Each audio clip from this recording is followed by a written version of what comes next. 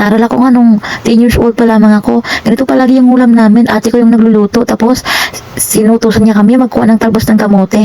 Marami kasi kayong magkakapatid, kaya hindi kasya sa amin pag walang talbos ng kamote. Kaya nilalagyan na ng talbos ng kamote para lang maging marami. So for today's video nga mga classmates, samahan niyo ako magluto ng aming ulam ngayong gabi. Yes mga classmates, magluluto tayo ng kakaibang noodles na naman. Kasi walang isda ngayon, so balik tayo sa noodles. So ayan mga classmates, kumulo na nga itong tubig sa kaldero, kaya ilagay na natin itong sidap na noodles natin. Ibayin naman natin yung pagluto nito mga classmate.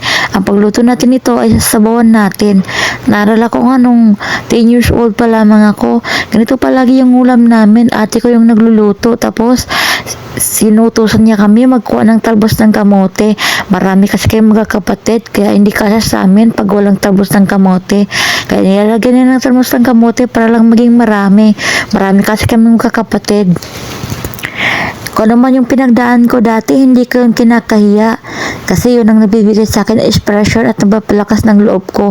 At yun ang nagbibigay sa akin ng lakas ng loob para lumaban sa buhay ngayon. Wow! Minsan nga mga classmate, pag naalala ko yung pinagdaanan ng magkakapatid, naiiyak na lang ako, napapaluha na lang ako nang hindi ko mapigil-pigilan ng aking luha. Sobra ba namang hirap ng buhay namin dati.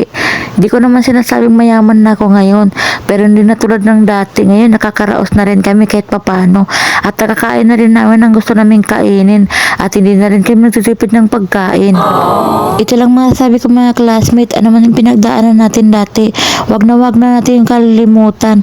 Basta kalimutan natin, gawin nating inspirasyon para magsikap tayo sa buhay at makamit natin ang gusto nating makamit. Yun lang po mga classmate, kain po tayo mga classmate. Gandang gabi po sa inyong lahat mga classmate. Kung bago ka pa lang sa video na to, please pakipollow po ng page ko. Salamat at pakilike and share na rin po. Babu!